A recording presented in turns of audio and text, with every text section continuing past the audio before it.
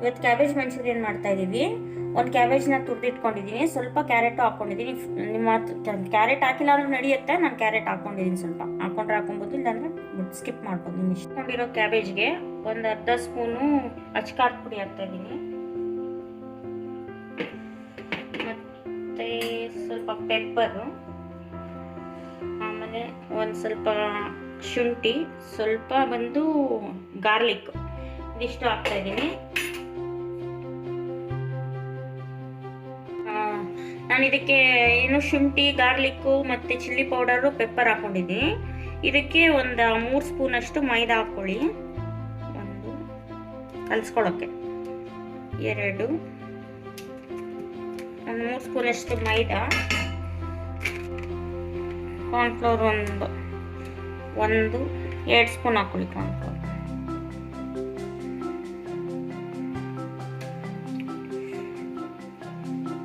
2 spoon cornflour ಹಾಕ್ಕೊಳ್ಳಿ. ಮತ್ತು ರುಚಿಗೆ ತಕ್ಕಷ್ಟು ಉಪ್ಪು ಹಾಕ್ಕೊಳ್ಳಿ. ರುಚಿಗೆ ತಕ್ಕಷ್ಟು ಉಪ್ಪು ಸೇರಿಸ್ಕೊಳ್ಳಿ. ಮತ್ತು ಇದನ್ನು ಚೆನ್ನಾಗಿ ಮಿಕ್ಸ್ ಮಾಡ್ಕೊಳ್ಳಿ. ಫಸ್ಟ್ ಈಗ ಕಲಿಸ್ಕೊಂಡಿದ್ದೀನಿ ಫ್ರೆಂಡ್ಸ್. ಇದರಲ್ಲೇ ನೀರಂಶ ಇರುತ್ತೆ, ಹಾಗಾಗಿ ಹಂಗೆ ಕಲಿಸ್ಕೊಳ್ಳಿ. ನೀರು ನೆಸೆಸಿಟಿ ಬೇಕಾಗೋದೇ ಇಲ್ಲ ನಿಮಗೆ. ಈಗ ಕಲಿಸ್ಕೊಂಡು ಚೆನ್ನಾಗಿ ಉಂಡೆ ಮಾಡಿಕೊಂಡು ಒಂದು ಪ್ಲೇಟಿಗೆ ಜೋಡಿಸ್ಕೊಳ್ಳಿ. ಇದನ್ನು ಒಂದು 15 ಮಿನಿಟ್ಸು ರೆಫ್ರಿಜರೇಟರಲ್ಲಿ ಇಡಿ. 15 ನಿಮಿಷ ರೆಫ್ರಿಜರೇಟ್ ಮಾಡಿ, ನಂತರ ಎಣ್ಣೆಗೆ ಹಾಕಬೇಕು. ರೆಫ್ರಿಜರೇಟರಿಂದ ತೆಗ್ದಿದ್ದೀನಿ ಆಫ್ಟರ್ 15 ಮಿನಿಟ್ಸ್.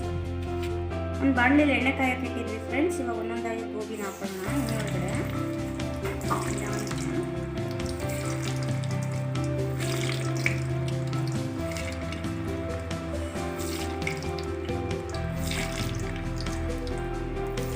ಇವಾಗ ನೋಡಿ ಫ್ರೆಂಡ್ಸ್, ಈಗ ಗೋಲ್ಡನ್ ಬ್ರೌನ್ ಕಲರ್ ಆಗ್ತಾ ಇದೆ. ಇನ್ನೊಂದು ಕಡೆ ತಿರುವಾಕೊಳ್ಳಿ. ಕಮ್ಮಿ ಉರಿಯಲ್ಲೇ ಬೇಯಿಸ್ಕೊಳ್ಬೇಕು. ಮೀಡಿಯಮ್ ಫ್ಲೇಮಲ್ಲೇ ಇರಲಿ, ತುಂಬ ಹೈ ಫ್ಲೇಮ್ ಬೇಡ. ನೋಡಿ ಈ ಥರ ಬ್ರೌನ್ ಕಲರ್ ಬಂದಿದೆ. ಈ ಥರ ಬ್ರೌನ್ ಕಲರ್ ಬಂದಮೇಲೆ ತಕ್ಕೊಂಡ್ಬಿಡಿ, ಸಾಕು. ಒಂದು ಪ್ಲೇಟ್ಗೆ ಟ್ರಾನ್ಸ್ಫರ್ ಮಾಡ್ಕೊಳ್ಳಿ. ಈ ಥರ ಬೆಂದಿದೆ, ಈ ಥರ ಒಂದು ತಟ್ಟೆಗೆ ಟ್ರಾನ್ಸ್ಫರ್ ಮಾಡ್ಕೊಳ್ಳಿ. ಇಷ್ಟು ಬೆಂದಿರ್ಬೇಕು ಬ್ರೌನ್ ಕಲರ್. ಪ್ಯಾನ್ಗೆ ಒಂದು 3 ಟೇಬಲ್ ಸ್ಪೂನ್ ಆಯಿಲ್ ಹಾಕ್ಕೊಳ್ಳಿ.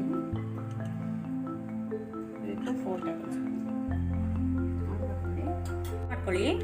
ಎಣ್ಣೆ ಕಾದ್ಮೇಲೆ ಸ್ವಲ್ಪ ಗಾರ್ಲಿಕ್ ಪೇಸ್ಟು, ಶುಂಠಿ ಪೇಸ್ಟು, ಮತ್ತು ಚಿಲ್ಲಿ ತುರಿದಿಟ್ಕೊಂಡಿರೋ, ಸಣ್ಣಗೆ ಹೆಚ್ಚಿಟ್ಕೊಂಡಿರೋ, ಮತ್ತು ಜೊತೆಗೆ ಆನಿಯನ್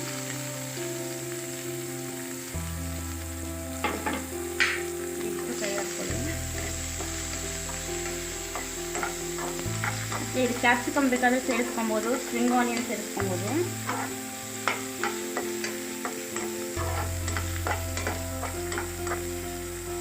ಸ್ವಲ್ಪ ಹಸಿ ವಾಸನೆ ಹೋಗೋವರೆಗೂ ಉಟ್ಕೊಳ್ಳಿ. ವಾಸನೆ ಹೋಗಿದೆ ಫ್ರೆಂಡ್ಸ್. ವಿನಿಗರ್ ಹಾಕ್ಕೊಳ್ಳಿ. 1-2 ಸ್ಪೂನ್ ವಿನಿಗರ್ ಹಾಕ್ಕೊಳ್ಳಿ. ಚಿಲ್ಲಿ ಸಾಸ್ ಹಾಕ್ಕೊಳ್ಳಿ.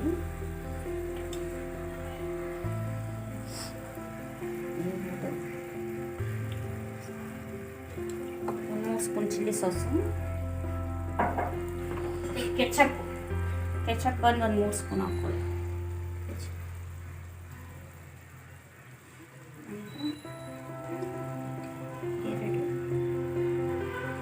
3 ಸ್ಪೂನ್ ಕೆಚಪ್. ಚೆನ್ನಾಗಿ ಮಿಕ್ಸ್ ಮಾಡ್ಕೊಳ್ಳಿ. ಫ್ಲೇಮ್ ಉರಿ ಜಾಸ್ತಿ ಮಾಡ್ಕೊಳ್ಳಿ. ಇವಾಗ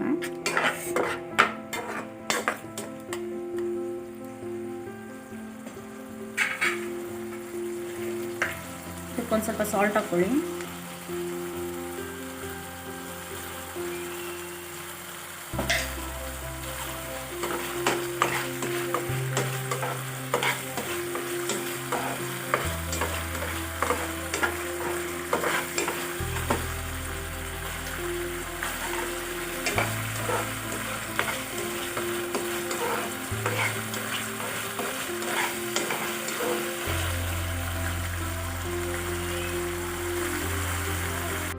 ಸ್ವಲ್ಪ ನೀರು ಸೇರಿಸ್ಕೊಳ್ಳಿ. ಸ್ವಲ್ಪ ನೀರು ಸೇರಿಸ್ಕೊಂಡು ಚೆನ್ನಾಗಿ ಮಸಾಲೆ ಎಲ್ಲ ಮಿಕ್ಸ್ ಆಗುತ್ತೆ. ನೀರು ಹಾಕ್ಕೊಂಡ್ರೆ ಉಂಟ್ಕೊಳ್ಳುತ್ತೆ ಚೆನ್ನಾಗಿ. ಒಂದು ಅರ್ಧ ಗ್ಲಾಸಷ್ಟು ಹಾಕ್ಕೊಳ್ಳಿ ಸಾಕು.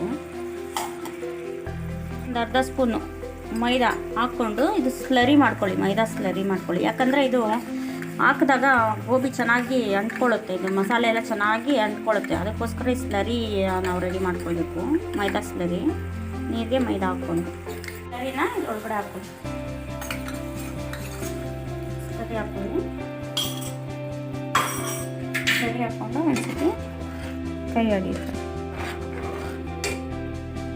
ಸ್ಲರಿ ಹಾಕೋದ್ರಿಂದ ಗೋಬಿಗೆ ಚೆನ್ನಾಗಿ ಮಸಾಲೆ ಹಿಡಿಯುತ್ತೆ. ಅದಕ್ಕೋಸ್ಕರ ಸ್ಲರಿ ಮಾಡಿಕೊಂಡು ಹಾಕ್ಕೊಳ್ಬೇಕಾಗುತ್ತೆ. 10 ಟೇಬಲ್ ಸ್ಪೂನ್ ಮೈದಾ, ಒಂದು 3/4 ಗ್ಲಾಸ್ ನೀರು ಹಾಕ್ಕೊಂಡು ಮಿಕ್ಸ್ ಮಾಡಿ ಹಾಕ್ಬೇಕು. ಸ್ವಲ್ಪ ಹೊತ್ತು, ಒಂದು 2 ಮಿನಿಟ್ಸ್ ಕುದಿಯೋಕ್ಕೆ ಬಿಡಿ ಸ್ಲರಿನ. ಗೋಬಿ ಮಸಾಲೆ ರೆಡಿ ಆಗಿದೆ. ಇದು ಗೋಬಿ ಹಾಕ್ಕೊಳ್ಳಿ.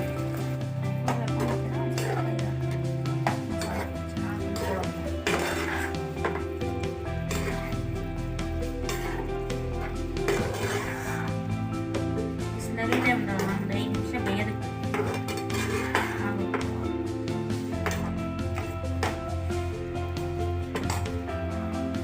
ಲಿಡ್ ಕ್ಲೋಸ್ ಮಾಡ್ಕೊಳ್ಳಿ. ಒಂದು 2 ಮಿನಿಟ್ಸ್ ಲಿಡ್ ಕ್ಲೋಸ್ ಮಾಡಿ ಹೀಗೆ ಬಿಡಿ, ಸಿಮ್ಮಲ್ಲಿ ಬಿಡಿ 2 ಮಿನಿಟ್ಸ್. 2 ಮಿನಿಟ್ಸ್ ಆದಮೇಲೆ ಲಿಡ್ ತೆಗೀರಿ. ಟೊಮೆಟೊ ಸೊಪ್ಪಿಂದ ಈ ಥರ ಗಾರ್ನಿಷ್ ಮಾಡ್ಕೊಳ್ಳಿ. ಅಷ್ಟೇ ಫ್ರೆಂಡ್ಸ್, ಫೈನಲ್ ಆಗಿದೆ ಗೋಬಿ. ಈಗ ಒಂದು ಪ್ಲೇಟ್ ಟ್ರಾನ್ಸ್ಫರ್ ಮಾಡ್ಕೊಳ್ಳೋಣ.